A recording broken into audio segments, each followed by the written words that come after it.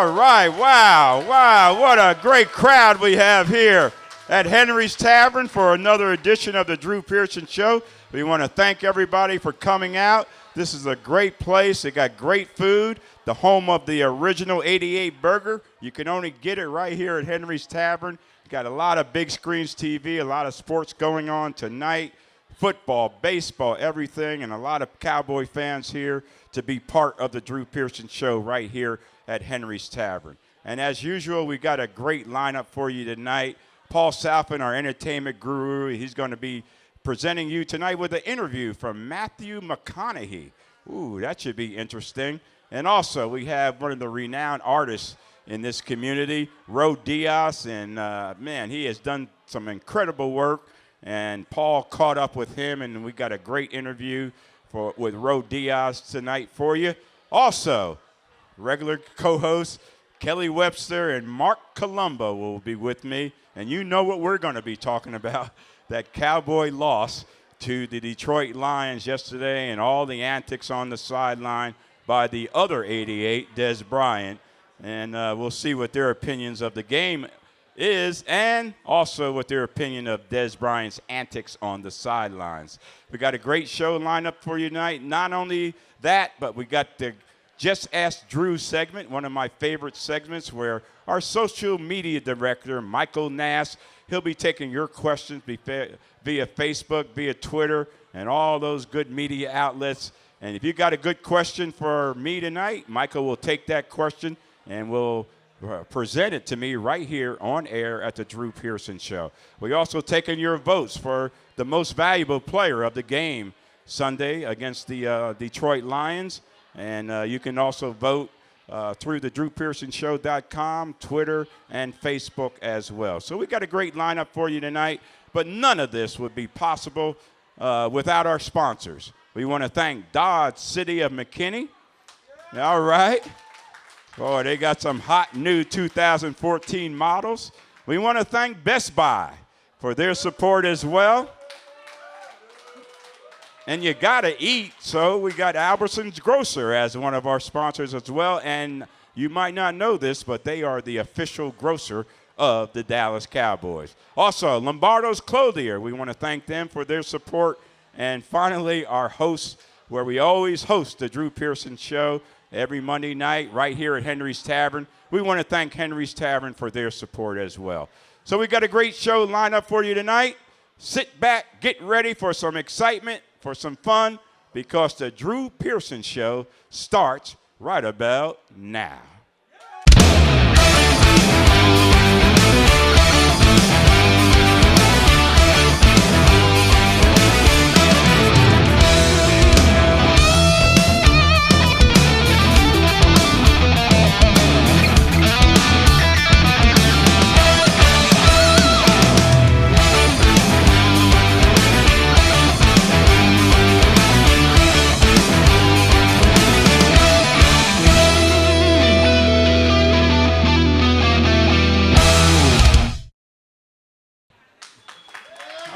All right. Wow, what a crowd we got here tonight at Henry's Tavern for the Drew Pearson Show, the official home of the Drew Pearson Show. We still got some time with the show. Come on out and hang with us. But now we're going to get into some sports talk with Kelly Webster, formerly from ESPN Radio fame, and Marc Colombo, formerly of the Dallas Cowboys, number 75. Welcome, guys, to the show. Thank you very much. All right. And, of course, we got nothing to talk about today, right? It feels like a toss-up, a little baseball, a little football. You know, the Cowboys lost a tough football game, but not much talk about the game itself, but what went on in the game. But before we get into that, let's talk a little bit about the game. And, Kelly, give me your impressions of the game as it turned out to a Cowboy loss. Well, I've said before, it's very difficult for me to get mad at this defense. I realize they gave up an 80-yard drive with 50 seconds left in the game.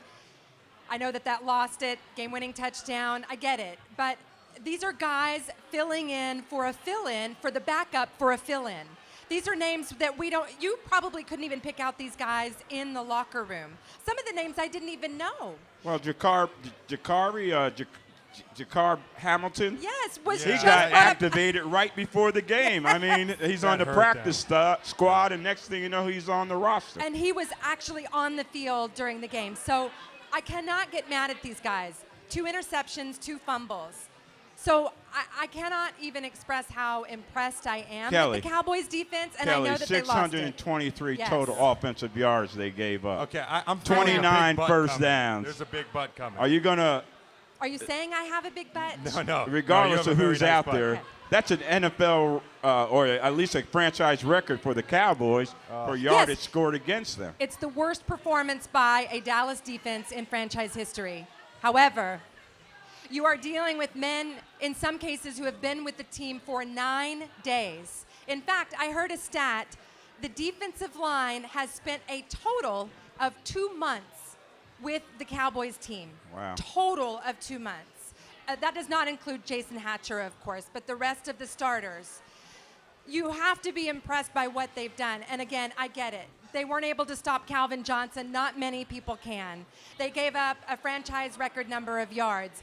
But when you talk about a team that has created 2 interceptions and 2 fumbles, now I want to turn the spotlight to the offense. I'm not putting it on the defense. I want to hear about the offense. Well, you know, you gave the defense a free pass after giving up all 623 yards, 31 points. Yards in the air. Oh, Drew. my. That last drive, 6 plays, 80 yards in 50 seconds. Anyway, Mark, let's turn to that offense. Hey, the big matchup going into the game was in the trenches. Dominican Sue fairly against our offensive line. How do you think we fared in that game? Listen, the offensive line they really didn't show up this game. You know, I mean, the sacks, they didn't really, they got to Tony a couple times, and they hit him. He got a little bit nervous early, and I think that nervousness really cost the Cowboys. They can't run the ball effectively, and I've been saying it all year. Not running the ball lost them that game. All they needed was a first down. 1 first down when they got the ball back with a little under 2 minutes to play, and they couldn't do it. You had offensive linemen missing assignments. I saw 2 blatantly missed assignments late in the game that cost the Cowboys big-time yardage on first down, left them 2nd and 13, and really hurt this team. You have a big hold on the left side. Right. And by big number 77. He's had an unbelievable year, Tyron Smith, but that was a really big play. It stopped the clock, and you kind of see, you know, all of a sudden Brian Waters wasn't in the game, and he's the type of guy that can create a first down, create a hole on his own, and not having him in the game, I think, really hurt late, and they just didn't get it done. It really gets me fired up knowing that it's you versus us late in the game. An offensive line loves that position. Right. Loves to be able to we need 1 first down to win. You know what's coming, try to stop it, and they didn't get it done, and I'm really disappointed in that effort. Well, they got a little banged up in there. Leary got hurt. You know, he came back in, and Waters was in and out and didn't finish the game. But they really did get dominated. But when you play a team like the Detroit Lions, you know their identity is all about being physical. And they were physical throughout that football game. What were your impressions of Joseph Randle in his first start? You think he's that kind of running back that can carry the load for the Cowboys while DeMarco Murray continues to heal? Yeah, you know, a good sign of a running back is even when, you know, things aren't getting blocked as well as they should be, he makes a few people miss every once in a while, and Joseph Randle didn't do that. Hey, look, late in the game, he couldn't make that one guy miss and have that big play that propels his team to a win. They really were hurting without DeMarco Murray in this game. DeMarco Murray played, 4 turnovers. Hands down, the Cowboys would have won. He would have found a way to get a first down late in the game. But the offensive line didn't do him any favors. Yeah. Joseph Randle, though, he doesn't look like what I thought. I know Miss Kelly. Right. Well, I think anytime a back is averaging 1.9 yards per carry, not getting that the is job not good done. enough. Yeah. He looks small to me, and he doesn't ultimately look faster than who he's playing against. And you need something. You either need a bulldozer or you need a jackrabbit. And this guy isn't really either one. So I hate saying that about a rookie. He needs time, but just looking physically at him, he's not it. Well, as tough as that loss was, the big news coming out of the game was not the loss. unfortunately, all the discussion was what happened on the sideline throughout the football game. Start with you, Miss Kelly. Give me your impressions of what happened with Dez Bryant there on the sideline. Well, the first thing I want to say is I get it. I get being mad and frustrated. The first time the Cowboys targeted him with a pass, there was 51 seconds left in the first half. Right. That is some sorry bleeping play calling. Amen. And I blame Bill Callahan Tell us on how that. you really feel about I'm that, just- Miss Kelly. Here I'm she just saying. comes.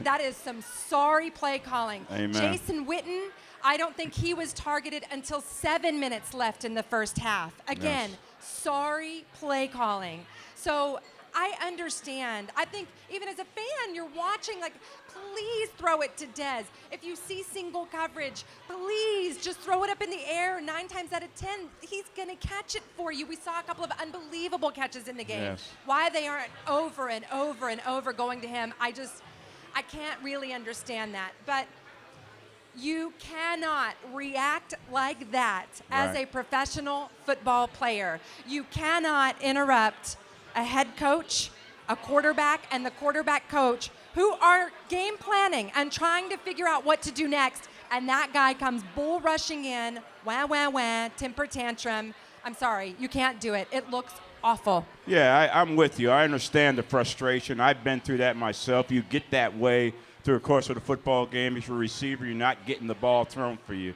But 3 things in that situation. Number 1, you can't put your hands on anybody. He put the hands on the receiver coach, Derek Dooley. Number 2, you can't show anybody up, especially your teammate. He showed Romo up in that situation. He showed the quarterback coach, Wade Wilson, up in that situation. And he showed Jason Garrett up. And you can't do that. And number 3, you can't let it linger. You know, if you have that, you make your case, you show your frustration, and you move on. Well, it lingered because they were dealing with it in that last series of the game when Detroit was trying to score to win the game. So that's what I think about it. Mark, what do you think about that situation? I have one, on the sidelines, it's unacceptable. I mean, I'm glad he got put in his place a little bit, but what really got under my skin a little bit is, like you say, lingered. Yeah. I watched the last play of the game. It was a lateral. It was a 1 in 100 chance. They're just tossing the ball back. I'm seeing offensive linemen working, dug free, getting to the ball, trying to make something happen. I rewound the play about 4 or 5 times. I see Dez Bryant jogging, walking. He's the only guy on the field that can make a play in that situation. Right. He let it linger. He let it get in his head. The emotions got to him. Yes. And he's matured a lot. He's gotten better. But he needs to mature more because that's just unacceptable.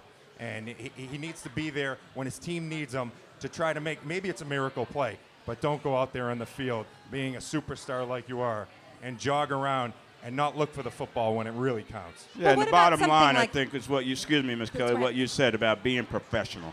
This is the NFL. You're playing for that brand, the Shield. You're playing for the one of the most popular, if not the most popular sports brand in all of professional sports, the Dallas Cowboys. And you know the cameras are everywhere on that sideline. You know they're going to pick up on all that.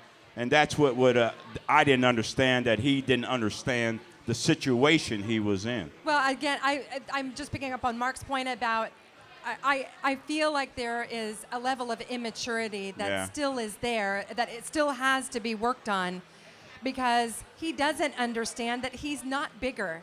He's not bigger than the star on the helmet. Forget the Shield, just the Dallas Cowboys. I mean, this is a worldwide brand.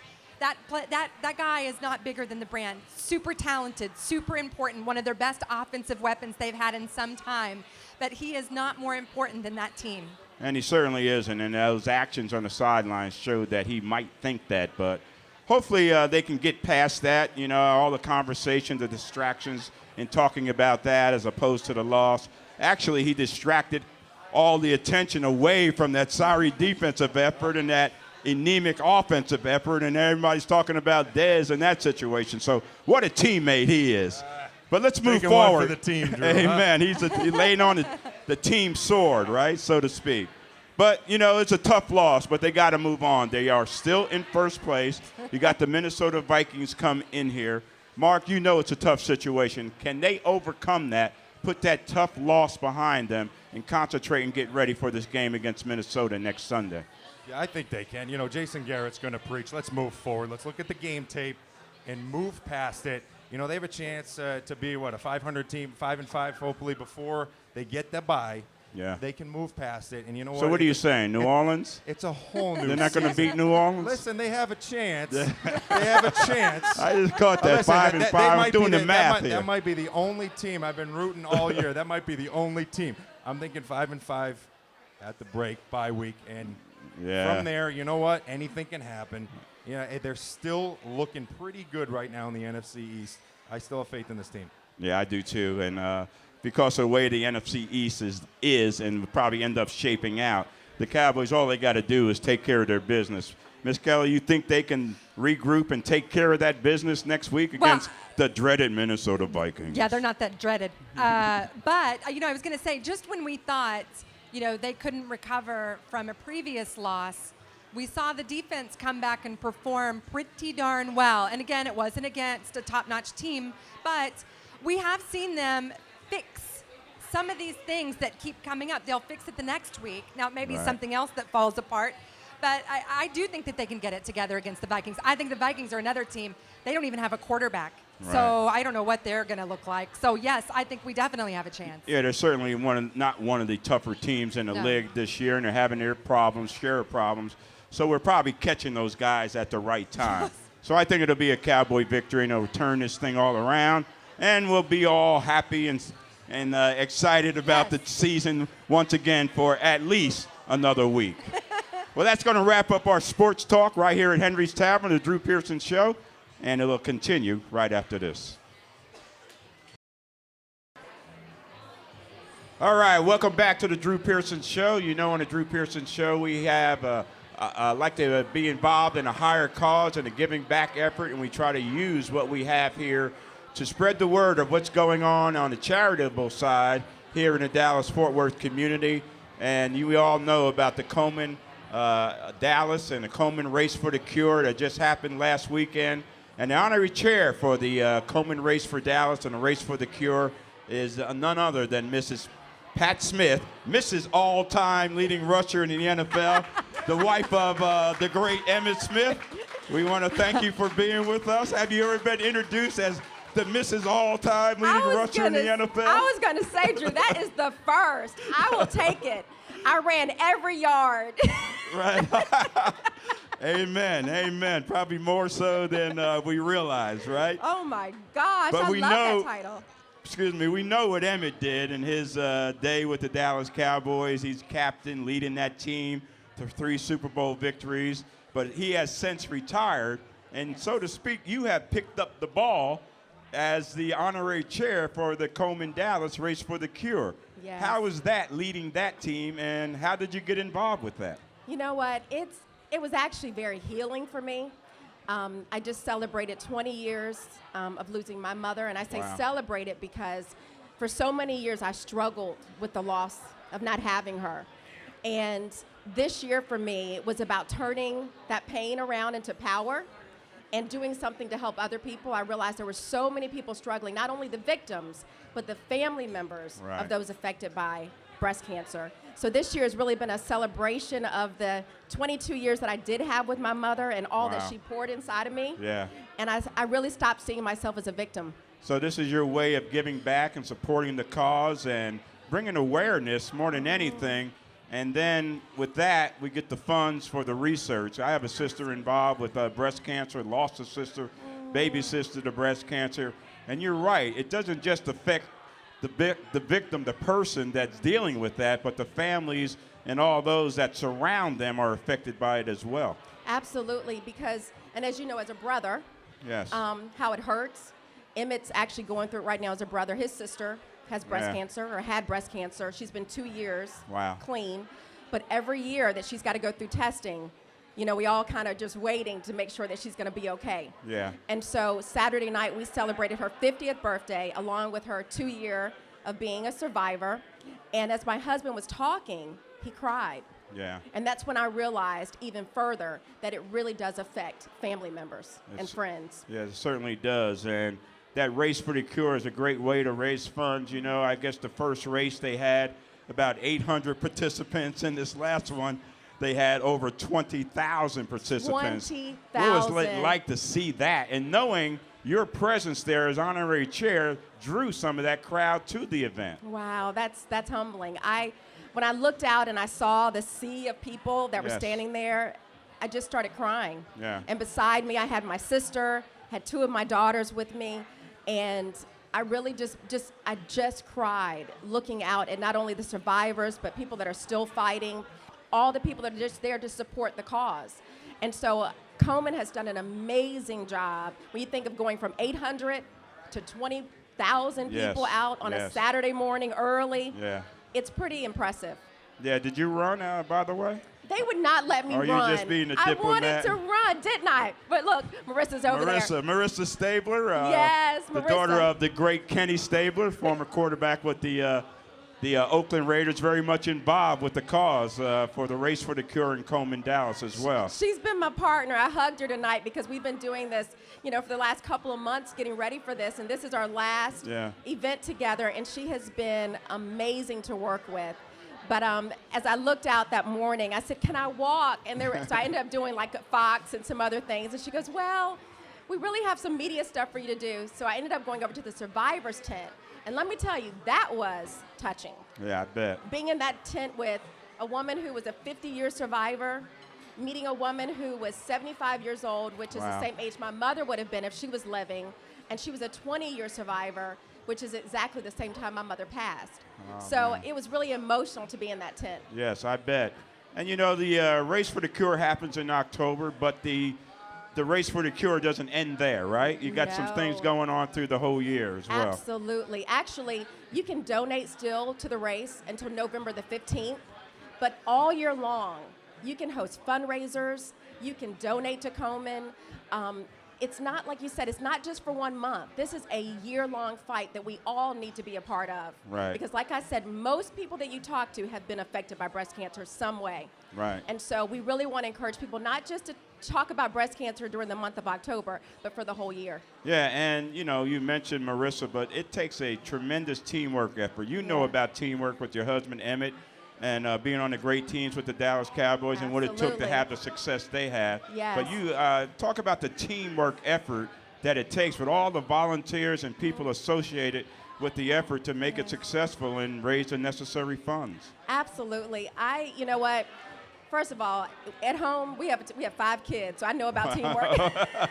Amen. Every day, right? Every day, right? Yes. And so, but with something like this, obviously, when you're pulling together an event that affects so many people in North Texas and around the country and around the world, it takes a lot of hardworking people. Yes. And I was just telling somebody the other day how wonderful it was to work with Komen, such dedicated people that truly have a heart to help find a cure, but provide money and funds for people that are underinsured or not insured at all. Right. And so they've done a lot of work as a team, as you talk about, to make sure that people don't have to lose a mother, someone doesn't have to lose a wife or a sister or a friend, that we can save more women's lives. And you got unbelievable support on the sponsorship side as well from major corporations. Yes, Tom Thumb. Huge media sponsor. outlets, everybody was behind this effort. Fox was wonderful to work with as well. Absolutely. It's got to do your heart really good to see it spread around the country. The athletic teams wearing the pink and everybody love it. getting on board,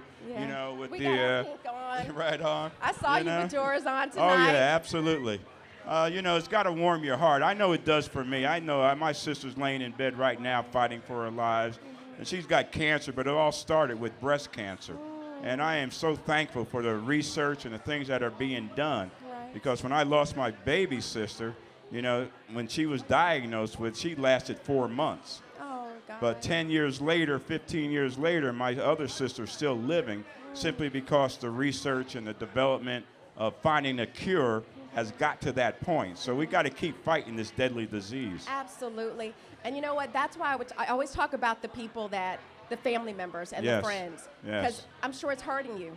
Like you said, you're Oh, here absolutely. tonight, you're still doing your show, but you have a sister that's fighting for her life. Yeah. And that's why it's important. Does she have children? She has one son, plays football up at Austin College, and it's just a tough, devastating deal for him. Yeah. I was actually a freshman in college when I got the call that my mother had breast Wow. cancer. I've been away to college for 2 weeks. Yes. And I was expecting my mother and my father to show up that weekend for Parents' Weekend when my sister called and said, Mom and Dad aren't going to make it. Mom's Wow. having surgery. Wow. And back in that time, it was 1988, breast cancer was a death sentence. Yeah. So in my mind, at 17 years old, I already saw that my mother was not going to be there. Yeah, I hear you. And so to look at 20 years later, Yeah. the hope that we have Yeah. that you can be diagnosed but live with this Amen. and survive it Right. is a blessing.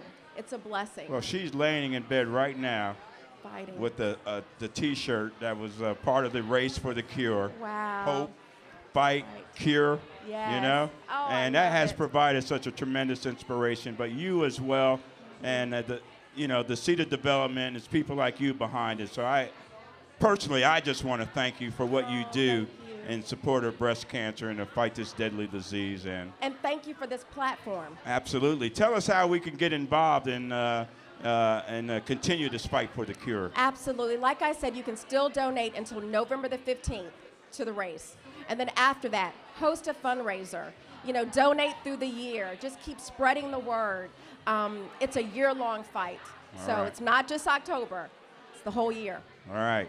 The leader of the Race for the Cure team, Coleman Dallas, Miss Pat Smith, Mrs. All-Time leading rusher in the NFL. We thank you for being with us, and we thank you for what you do with fighting breast cancer. Thank you. It's a blessing. And I love my new title. Oh, yeah. We'll get you some T-shirts made up. The Drew Pearson Show continues right after this.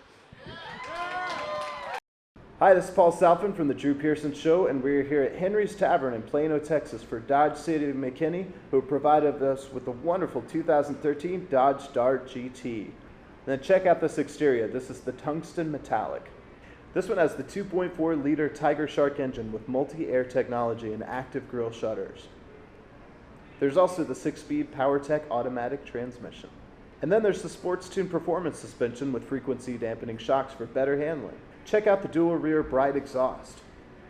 Then we've got the 18-inch by 7.5-inch hyper black aluminum wheels and the LED racetrack tail lamps. Now check out this interior. We've got heated Napa leather seats, black with red stitching, and leather wrapped heated steering wheel with audio controls and paddle shifters so you never have to take your hands off the wheel. Class exclusive passenger in-seat storage. One of my favorite features is the Uconnect. It's an 8.4-inch touchscreen with the iPod control and backup camera, so you can see what's going on behind you. And then we've got the 7-inch TFT screen in the gauge cluster. And best of all, you can get all of this for less than $25,000. This is the 2013 Dodge Dart GT from Dodge City of McKinney. All right, welcome back to the Drew Pearson Show, and tonight, for our entertainment segment, we have an interview with the one and only Matthew McConaughey. Very exciting. Very exciting. You love him, don't I you? do. I can't help myself. You know, it's hard not to. He's a very charming, wonderful guy from Austin, Texas, actually. He never needs to wear his shirts. Well, you loved him in Magic Mike, right? I did, and had to lose a guy in 10 days. So That's right. But you know what? He's kind of turned it around this last year, and he's been doing some really, really interesting roles. He's got one called Mud that actually looks like it could be an Oscar contender this year. How much weight did he lose? Well, for Mud, he actually looked a little more trim. But for this film, Dallas Buyers Club, he lost 50 pounds. 50 pounds. Yeah. That's insane. Which in this interview, he talks a little bit about that and how it is a little bit dangerous to not only lose that, but to No gain doubt. it back. You got to be real careful, and Very careful, yeah. talks about how, you got to take a little bit of time before you have that first burger. No But doubt. anyway, I caught up with him at the Toronto International Film Festival to talk about Dallas Buyers Club, so let's take a look.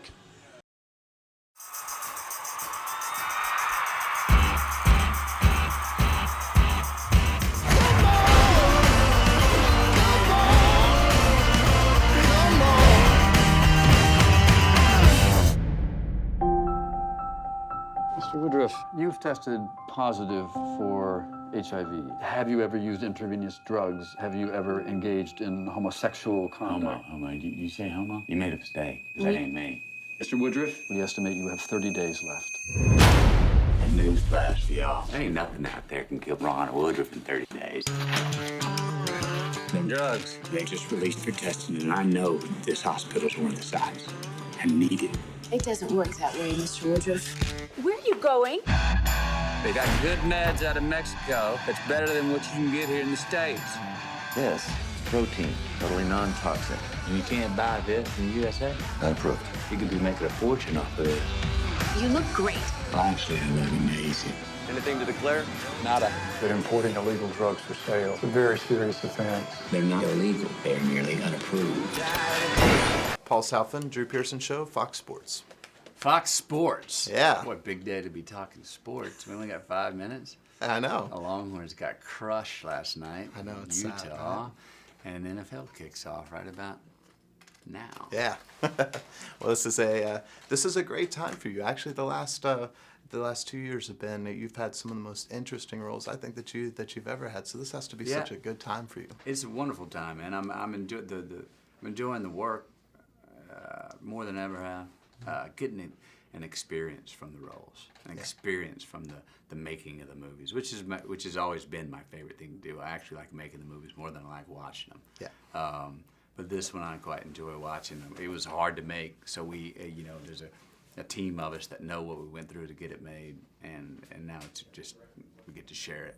Yeah. Well, and talk about a transformation. I mean, it's one thing to get into character, but to lose 50 pounds and then that's crazy. What was that like? Part of the fun of what we get to do as actors, if you get a role that actually needs that, I wouldn't want to do it just for eccentricity's sake, because the character didn't need it, but this character needed it. So it was a pleasure to go do it. It wasn't as hard as people try to make it out to be.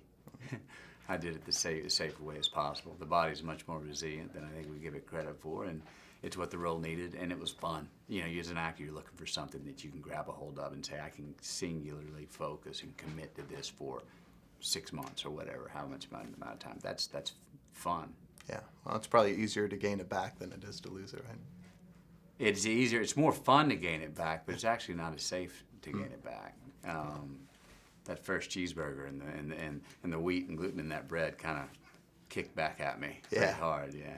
I'll bet. Well, the show is the Drew Pearson Show, and Drew famously caught the Hail Mary pass, and I think that everyone has a Hail Mary moment in their life. What do you suppose that was for you? A Hail Mary?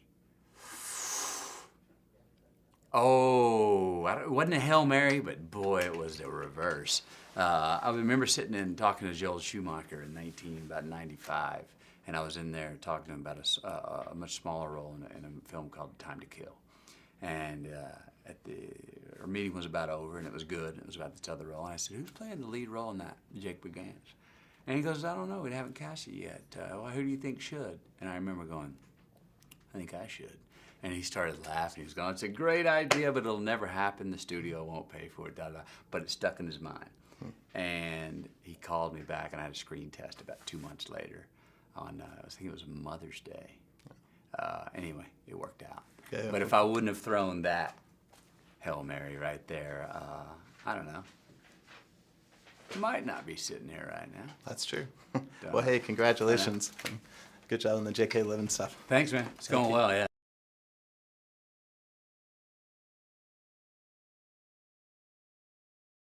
All right, can you believe that? I can't believe it. It looks amazing. Yeah, I mean, the film is excellent. You should definitely check it out. But when someone goes to that great of lengths to get into a character, That's dedication. that's dedication. Complete You got to dedication. admire him. And so we love him. Matthew McConaughey, take a look at Dallas Buyers Club, which opens this weekend. All right, welcome back to the Drew Pearson Show. And as you can see right behind us, we have this incredible painting that was just freshly painted right here at Henry's Tavern in Plano. We're here with the one and only Rolando Diaz, one of my favorite artists in Dallas, Texas. Welcome to the show. Thank you, Paul. Thanks for having me, man. Yeah, absolutely. We've been watching this whole thing go on right over to the right of me here, and it's incredible. I can't even do stick figures, so I'm fascinated by this kind of stuff. When did you first figure out that you had such a great talent? Well, when you're an artist, a lot of times things start showing up as a kid. So just as a young kid in Cuba, because I'm Cuban originally, and just through the years, school teachers, pointed out, and then I finally studied professionally. So. Well, yeah, and coming out of Cuba, how did that happen? Because How did you get from Cuba to Dallas? Yeah, that was an interesting situation. I left when I was 8, and I left after the Communist Party took over the island. You know, basically took our business, took our home, took everything, but put us on a boat to freedom. And so my father and my family and I, we got out. So we started a whole new life in Florida. That's fascinating. And a lot of your inspiration comes from your time in Cuba, correct? Absolutely, because Cuba is a fascinating place. You know, it's this bohemian island that's been shut off from the world for 50 years, but there's a lot of mystery, a lot of history there from the times of the pirates, you know, the conquering back in the 1500s. So it's an interesting place. So do you think we'll see a commercialized version of Cuba in the next few years? I hope something happens. I don't know what, but I hope at least we're able to get over there freely without any kind of, embargo. So. Yeah. Well, some people do hope that, but I kind of would like to see Havana before it gets taken over. You know what? That really is an interesting observation because Havana right now, even though it is falling apart, even though we're blocked from it, it has this beautiful mystique and, of authenticity. And so when you go there, you feel that energy. And so it'd be good. We got to go, Paul. We got to go sometime. I'd be happy to go. If they'll let me in and let me out, I'm in.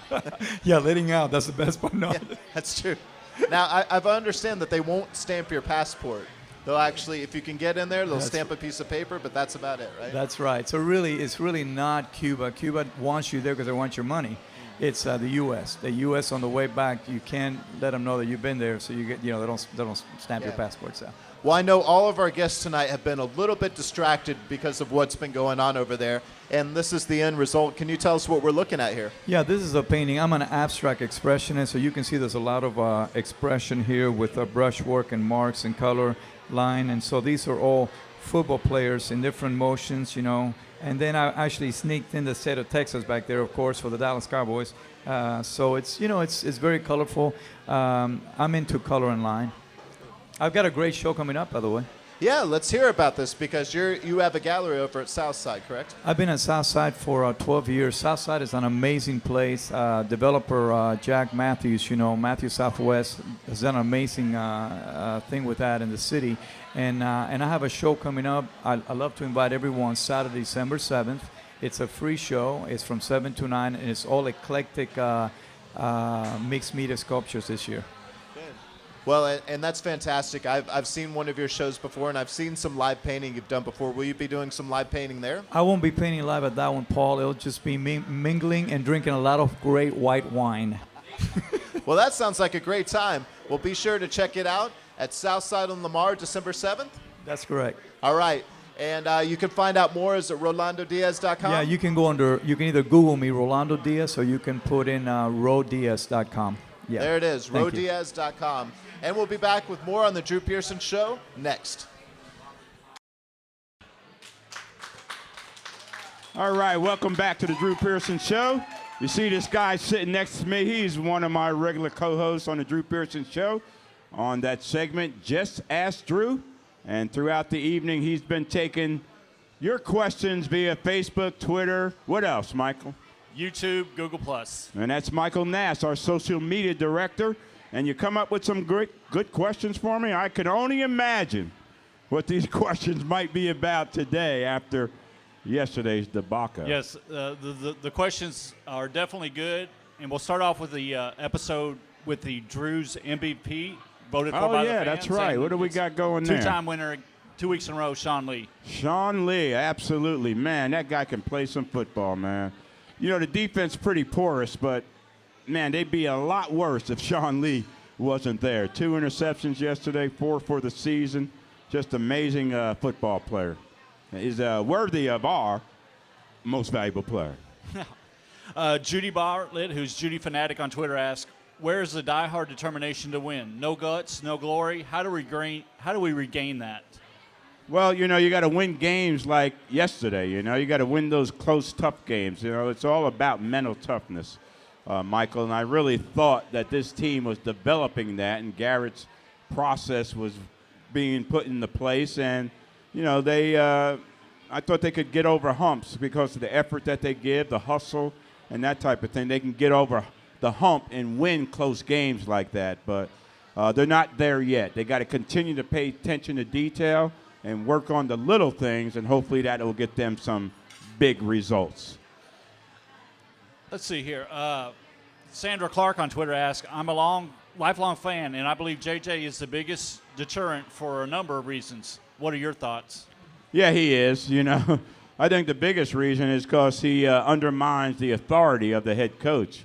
He might not be doing that intentionally, but his presence there does that. And if the players think that the buck stops with him as far as their future with the team, then you got a problem, because Jason Garrett's got to be in charge. He's got to make the final decision of the personnel that he's going to be coaching. It's like Bill Parcells used to say, if I'm going to coach it up, if I'm going to do the cooking, I need to pick the groceries. Yes.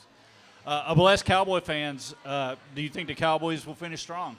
I think they will finish strong. They got a tough road ahead with their schedule, but they still got to play Philadelphia again. They still got to play the Giants again. They still got to play Washington again. It should be encouraging because we beat those guys.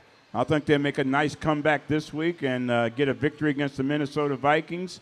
And hopefully now they can start stacking some victories. You hear Jason Witten talking about that all the time, stacking victories. And the reason he talks that is because he knows that's what they got to do to get in the playoffs and win that NFC East division. And finally, Jimmy Pogue on Twitter says, Cowboys have lost 3 games this year by a total of 5 points. It's almost agonizing how close the Cowboys are to being a good team. Will we ever be able to do it? I think we'll eventually get over the hump, I think everything's a process, and you got to pay your dues along the way. So the hurt, the pain of losing those close games like that should be part of the process and help them develop the mental toughness they need to be successful out there. So learn from the tough losses and try to stack some victories, and I think the Cowboys will be all right. I guess the thing that's agonizing about them is they're not bad where they lose bad. They're just good enough to lose. Well, they always seem to find a very unique way of losing football games, just leave it to the Cowboys, and they'll do it. But hopefully that'll stop soon. What else you got? That it? That's it. That wraps up our questions. Remember, tweet your questions to Drew every week on Twitter at DrewPearsonShow.com, and you can follow him on Facebook, YouTube, and Google Plus at Drew Pearson. And that's Michael Nast, our social media director, and that not only wraps up this segment, just as Drew, but that wraps up another episode of Drew Pearson Show coming to you right here at our home every Monday night, Henry's Tavern. See ya next week.